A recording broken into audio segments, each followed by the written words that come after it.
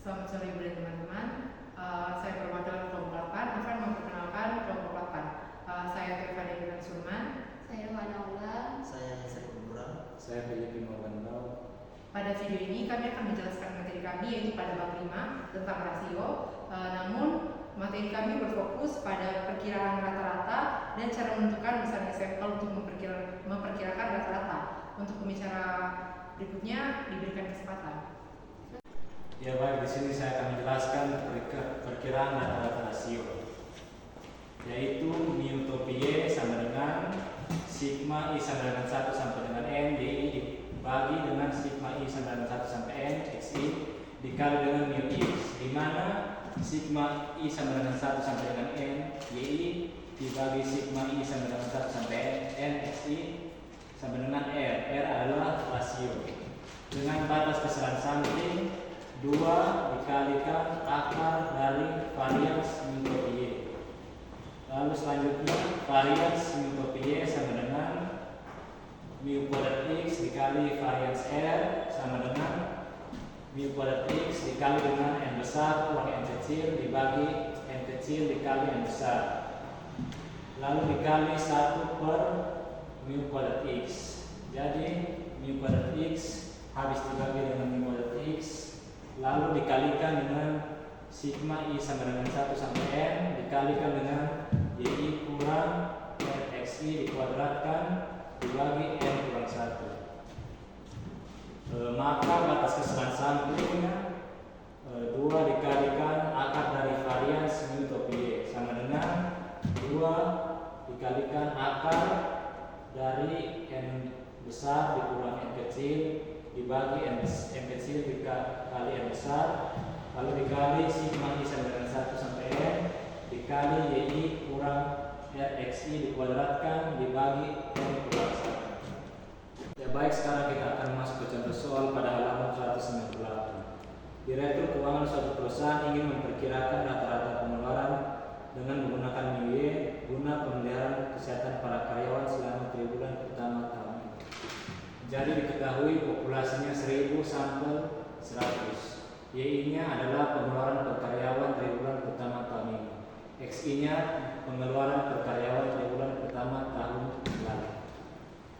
Jadi sigma i sama dengan 1 sampai dengan 100, y sama dengan 1750 satuan mata uang, sigma i sama dengan 1 sampai dengan 100, xi sama dengan 1200 satuan mata uang. Jadi rasionya sama dengan sigma yi dibagi sigma xi sama dengan 1750 dibagi 1200 sama dengan 1,4583. Jadi px-nya itu adalah jumlah pengeluaran triwulan pertama tahun lalu.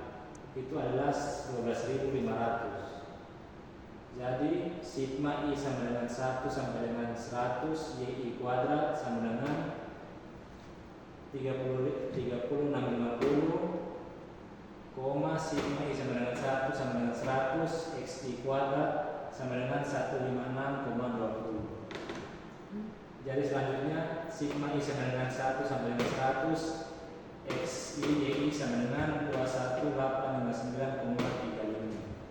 Ditanya mu. Jadi penyelesaiannya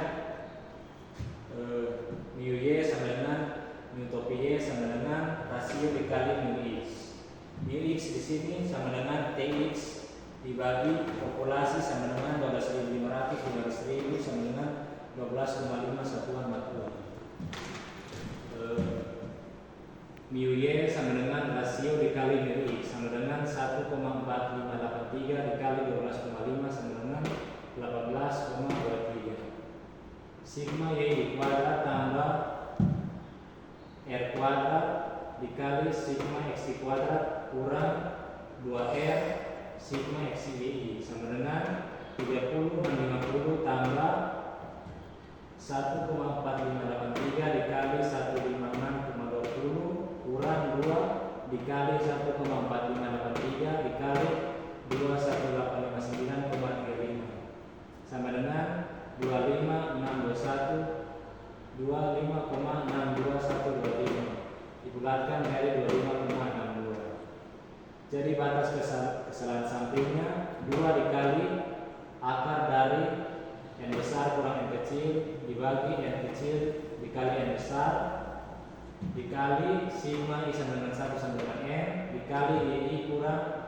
rxi dikuadratkan dikurang n kurang 1. Jadi sama dengan 2 dikalikan dengan akar dari 1000 kurang 100 dibagi 100 dikalikan dengan 1000 dikali 25,62 dibagi 99. Jadi sama dengan hasilnya 0,0965. Jadi batas bawah dan batas atasnya 18,23 diambil dari hasil minimnya. Jadi batas bawahnya 18,23 dikurangi 0,0965 sama dengan 18,1335 dan batas atasnya 18,23 tambah 0,0965 sama dengan 18,3265. Jadi dengan tingkat kepercayaan 95% interval di antara 18,1335 satuan mata uang sampai dengan 18,3265 satuan mata uang diharapkan akan memuat pengeluaran untuk pemeliharaan kesehatan. Terima kasih.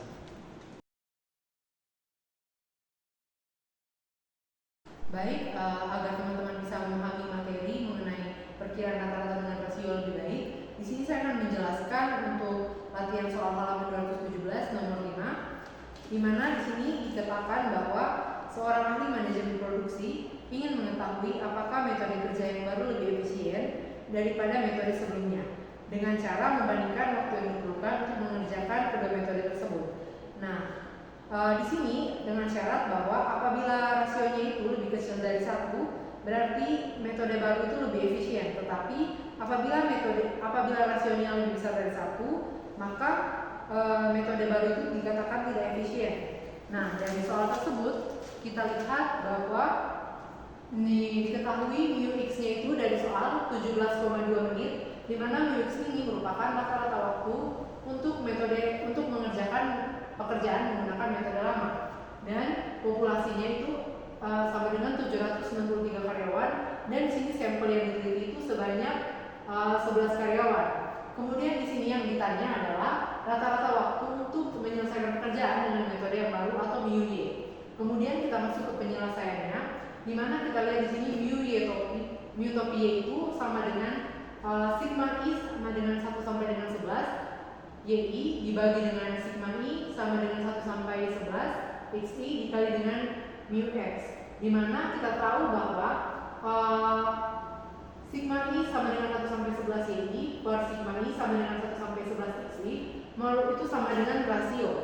Nah, kita peroleh dari data, di mana datanya akan saya tampilkan di slide. Nah, kita peroleh dari data bahwa sigma i sama dengan 1 sampai 11 yi itu sama dengan 185,3. Kemudian sigma i sama dengan 1 sampai 11 xi itu sama dengan 172,2. Nah, karena kita sudah mendapatkan sigma yi dan sigma xi, kita bisa memperoleh nilai dari R, di mana nilai R itu kita peroleh dari sigma i sama dengan 1 sampai dengan 11 yi dibagi dengan sigma i sama dengan 1 sampai 11 xi. Nah, kita substitusikan nilainya sehingga untuk rasio kita dapat 1,076. Selanjutnya yang kita cari adalah mu topi y, di mana kita sudah punya rasio dan kita juga sudah punya nilai mu x, sehingga kita substitusikan nilainya 1,0761 dikali dengan 17,2, maka kita peroleh 18,50892, di mana kita di sini bulatkan menjadi 18,5089. Nah, sebelum kita memperoleh nilai kesalahan sampling, kita harus terlebih dahulu mencari variansinya, di mana di sini untuk variansi kita gunakan rumus n besar kurang n kecil dibagi dengan n besar kali n kecil dikali dengan sigma i sama dengan 1 sampai 11 yi kurang dalam kurung yi kurang r xi dikuadratkan dibagi dengan n kurang 1. Nah, pertama-tama kita akan mencari nilai dari y kuadrat, xi kuadrat, xi kali y, kemudian rasio kuadrat, dan 2 kali rasio. Karena bentuk dari bentuk ini kita bisa jabarkan menjadi sigma y kuadrat ditambah dengan sigma xi kuadrat dikali dengan r kuadrat dikurangkan dengan 2 kali r dikali dengan sigma y kali xi, sehingga kita peroleh nilai yang pertama untuk sigma i sama dengan 1 sampai 11 y kuadrat kita peroleh nilai 3158,19, dan untuk sigma i sama dengan 1 sampai dengan 11 xi kuadrat kita peroleh nilai 2762,46. Nah, selanjutnya untuk nilai sigma i sama dengan 1 sampai dengan 11 xi dikali dengan y kita peroleh 2915,43. Nah, untuk r kuadrat kita peroleh 1,158, dan untuk 2 kali r kita peroleh nilai 2,1522. Nah, seperti yang sudah saya katakan bahwa bentuk ini bisa dijabarkan menjadi sigma y kuadrat ditambah dengan sigma xi dikali dengan sigma xi kuadrat dikalikan dengan r kuadrat dikurang dengan 2 dikali dengan r dikali dengan sigma xi kali y. Maka kita substitusikan nilai dari y kuadrat, xi kuadrat, r kuadrat 2r, dan nilai dari xi kali y. Nah, ketika kita masukkan dalam persamaan ini, maka nilai yang kita peroleh itu 82,53. Selanjutnya, karena di sini kita sudah memperoleh nilai variansi, kita bisa melanjutkan penyelesaian ke batas kesalahan sampling, di mana kita gunakan rumus 2 batas kesalahan sampling atau B sama dengan 2 kali akar variansi, di mana di sini kita substitusikan B sama dengan 2 kali akar n kurang n besar kurang n kecil dibagi dengan n kecil kali n besar dikali dengan sigma i sama dengan 1 sampai dengan 11 dalam kurung y kurang rxi dikuadratkan dibagi dengan n kurang 1. Kemudian kita masukkan semua nilai, maka kita peroleh 2 dikali dengan akar dari 763 kurang 11 dikali dengan 763 dibagi dengan 763 kali 11 dikalikan dengan 82,53 dibagi dengan 10. Nah, sehingga nilai hasil akhir yang kita peroleh dari kesalahan sampling adalah 1,7198. Kemudian setelah memperoleh nilai kesalahan sampling, kita akan mencari nilai batas bawah dan nilai batas atas. Nah, nilai batas bawah itu mu topi y dikurang dengan B, dan nilai batas atasnya mu topi y ditambah dengan nilai kesalahan sampling, sehingga untuk batas bawah kita peroleh 16,7891, dan untuk batas atas kita peroleh 20,2287. Jadi dengan tingkat kepercayaan 95%, rata-rata waktu yang diperlukan untuk menyelesaikan pekerjaan dengan metode baru itu berada pada interval 16,7891 menit sampai dengan 20,2287 menit. Nah, di soal tadi terdapat ketentuan apabila rasionya lebih kecil dari 1, maka kita simpulkan metode baru itu lebih efisien. Tetapi kita lihat bahwa rasionya itu lebih besar dari 1, sehingga kita simpulkan metode baru ini tidak efisien. Sekian, selanjutnya akan dijelaskan oleh teman saya. Baik, teman-teman bisa melihat di dalam buku di halaman 205 dan 206. Di situ kita akan menentukan besaran sampel untuk memperkirakan rata-rata sebenarnya. Rumus dari memperkirakan rata-rata itu 2 kali sigma mu y topi sama dengan B. Kita ingat bahwa sigma kuadrat mu y sama dengan mu kuadrat x dikali mu kuadrat r. Di sini kita akan menjabarkannya. Jadi ya 2 kali mu x sigma r sama dengan 2 kali mu x kali akar dari n besar kurang n dibagi n besar kali n kecil dikali n besar dikali 1 per mi kuadrat X dikali sigma kuadrat sama dengan B. Ya, di sini untuk mengelakkan akarnya kita kuadratkan, jadi hasilnya itu 4 mi kuadrat X dikali N besar kurang N kecil dibagi N kecil dikali N besar dikali dengan 1 per mi kuadrat X kali sigma kuadrat sama dengan B kuadrat. Nah, di sini kita kalikan, jadi hasilnya itu N besar kurang N kecil dibagi N kecil kali N besar sigma dikali sigma kuadrat sama dengan B kuadrat sama dengan 4 sama dengan D. Nah, di sini kita kali silang, jadi hasilnya itu N sigma kuadrat kurang N kali sigma kuadrat N kecil kali sigma kuadrat sama dengan N kecil kali N besar kali D. Terus kita jabarkan, hasilnya itu N besar kali sigma kuadrat sama dengan N kecil kali N besar kali D tambah N kecil kali sigma kuadrat. Nah, hasilnya itu N dikali dengan N besar kali D ditambah dengan sigma kuadrat. Nah, jadi hasilnya itu N sama dengan N besar dikali sigma kuadrat dibagi dengan N besar kali D ditambah sigma kuadrat, di mana D nya itu B2 per 4. Baik, terima kasih atas waktu dan kesempatan yang saya peroleh. Di sini saya akan menjelaskan contoh soal dari materi kami di bagian halaman 206, di mana contoh soal berbunyi, seorang peneliti dari Direktorat Jenderal Perkebunan Departemen Pertanian ingin memperkirakan rata-rata banyaknya pohon persatuan luas.